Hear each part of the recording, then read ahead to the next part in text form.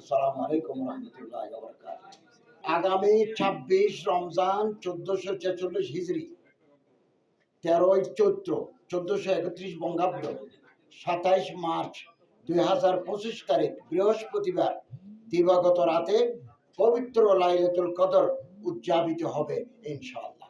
রমজান আসলে আমাদের দেশে নিত্য ব্যবহার্য পণ্যদ্রব্যের দাম বেড়ে যায়। এটা কমন ফেনোমেনা। পৃথিবীর বহু দেশে, মালয়েশিয়া, সৌদি আরব, আরব আমিরাতে আমরা দেখেছি ডিসকাউন্ট দেয়। রমজান আসলে 10%, 5%, 15% ডিসকাউন্ট দেয়। আমাদের এখানে উল্টা। এবং দ্রব্যমূল্য বৃদ্ধি পায় এবং নিত্য ব্যবহার্য দ্রব্য সামগ্রী হোল্ডিং করে রাখে। তো সরকার এ ব্যাপারে অত্যন্ত সচেতন রয়েছে এবং বেশ কিছু জরুরি পণ্যের উপর শুল্ক সরকার প্রত্যাহার করে নিয়েছে এবং আমদানিও বৃদ্ধি করে ফেলেছে। ইতিমধ্যে আমাদের বাণিজ্য মন্ত্রী ইতিমধ্যে ঘোষণা দিয়েছেন আগামী এক সপ্তাহের ভিতরে সয়াবিন সহ রমজান রিলেটেড যে সমস্ত আইটেমগুলো আছে এগুলোর দাম সহনীয় পর্যায়ে চলে আসবে। এবং আমরা ব্যবসায়ী ভাইদেরকে অনুরোধ করি রমজানের পবিত্র রক্ষার্থে এই পবিত্র মাসে তারা ব্যবসা করবেন, লাভ করবেন, নিঃসন্দেহে করবেন, তবে তারা যাতে জিনিসপত্রের দাম সহনীয় পর্যায়ে থাকে এই ব্যাপারে প্রয়োজনীয় তারা মানসিকভাবে তৈরি থাকবেন, প্রস্তুতি নেবেন। এটা আমরা ব্যবসায়ী ভাইদের প্রতি অনুরোধ জানাচ্ছি। ইসলামিক ফাউন্ডেশন থেকে যে ক্যালেন্ডার বেরিয়েছে এতে খুব বেশি বিভ্রান্তির সুযোগ নেই। সময় শেষ, রাত শেষ, ফজরের আজান, সূর্য ডুবে গেছে, মাগরিবের আজান। এটা এবার ইসলামিক ফাউন্ডেশন ঘোষণা করা হয়েছে। রাত 12টা পর্যন্ত 1 তারিখ, 12টা 1 মিনিট থেকে 2 তারিখ, মাঝখানে কোনো গ্যাপ নাই।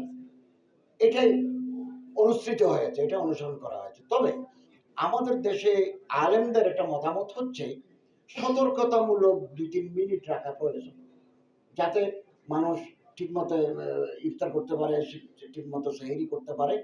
তো আমরা ইতিমধ্যে মহাপরিচালক মহোদয়ের সাথে হযরত মাওলানা মুফতি মিজান সাহেব সহ আরও অনেক আলেমদের সাথে কথা বলেছি।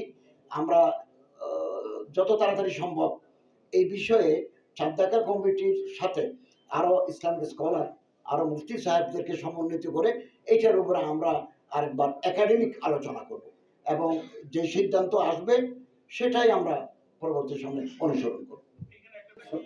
6টা 2-তে ইফতার, 6টা 2-তে আজান।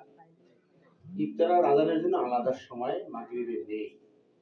6টা 2-তে আমরা ইফতার বলেছি, 6টা 2-তেই মাগরিবের আজান হবে। টিভিতে যেভাবে দিয়ে থাকে সঠিক এভাবেই দিবে। কিন্তু আমরা 3 মিনিটের যে সতর্কতা অবলম্বন আগে করতাম সেটা আমরা এবছর আর করছি না। আমরা এবার মাগরিবের আজানের শুরু হয়ে গেলে ইফতারও শুরু হয়ে যাচ্ছে, আজানও শুরু হয়ে যাচ্ছে। যার জন্য একটু আলেমদের মধ্যে তারা বলতেছিল যে কাজ করা দরকার ছিল আর একটু সময় বেশি নিয়ে, কিন্তু এইরকম ওইরকম সুযোগ না থাকে আমরা অ্যাকুরেট টাইমটা শুধু এখানে উল্লেখ করেছি।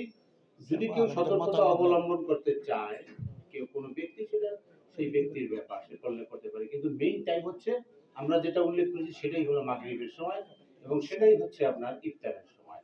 সেহরির বেলায়ও তাই, আমরা ওখানে কোনো সন্দেহমূলক সময় রাখিনি বা কোনো বেশি সময় বা কম সময় কমিয়ে দিইনি।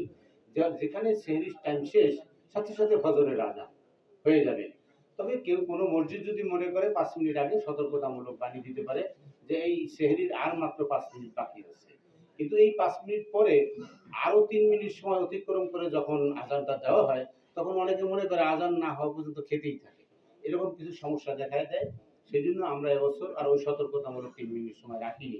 না রেখে আমরা যখনই সেহরির টাইম শেষ, সাথে সাথে ফজরের আজান হয়ে যাচ্ছে। যার জন্য এটা অ্যাকুরেট টাইমে আজান হচ্ছে। এটা নিয়ে একটু আলেমদের মধ্যে আগের সময়ের সাথে যেহেতু একটু ডিফার করেছে, সেহেতু তারা বিষয়টা তুলে ধরেছেন। আমরা তাদের সাথে আলাপ করে বিষয়টা সমাধান করবো ইনশাআল্লাহ।